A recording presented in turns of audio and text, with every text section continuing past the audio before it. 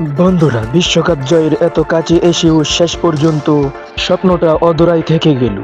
কিন্তু সবচেয়ে বড় প্রশ্ন হলো আজকের ফাইনালে আর্জেন্টিনার কি হয়েছিল। আমরা যে আর্জেন্টিনাকে পুরো টুর্নামেন্ট জুড়ে দেখেছি, আজ মাঠে যেন সেই দলটাকে খুঁজেই পাওয়া যায়নি।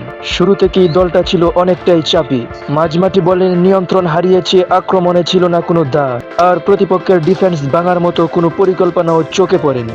সবচেয়ে অবাক করার বিষয় হলো আর্জেন্টিনা তাদের স্বাভাবিক আক্রমণাত্মক ফুটবলটাই খেলতে পারেনি। 90 মিনিটের ম্যাচে এমন খুব কম মুহূর্ত ছিল যখন মনে হয়েছে আর্জেন্টিনা গোল করার খুব কাছে চলে গেছে। প্রতিপক্ষ শুরু থেকেই আর্জেন্টিনার গুরুত্বপূর্ণ খেলোয়াড়দের উপর চাপ সৃষ্টি করেছে, মাঝমাঠে জায়গা দেয়নি, দ্রুত বল কেড়ে নিয়েছে এবং আর্জেন্টিনাকে নিজেদের অর্ধেই আটকে রেখেছে। ফলে আক্রমণে ওঠার আগেই অনেক প্রচেষ্টা থেমে গেছে। আরেকটি বড় কারণ ছিল কৌশলগত ব্যর্থতা।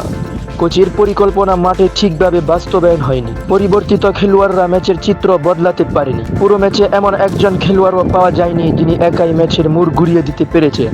তবে একটি ম্যাচই কখনো পুরো দলকে বিচার করার মাপকাঠি হতে পারে না। এই আর্জেন্টিনা দলটাই সেমিফাইনালে দুর্দান্ত ফুটবল খেলে ফাইনালে উঠেছে। খারাপ দিন সবারই আসে, আর আজ সেই খারাপ দিনটাই ছিল আর্জেন্টিনিয়ার। ট্রফি হারিয়েছে কিন্তু সমর্থকদের ভালোবাসা হারায়নি। আমরা জয়ের সময় যেমন আর্জেন্টিনার পাশে থাকি, পরাজয়ের সময়ও ঠিক তেমনি পাশে থাকবো। ভামোস আর্জেন্টিনা, আমরা আবার ফিরবো।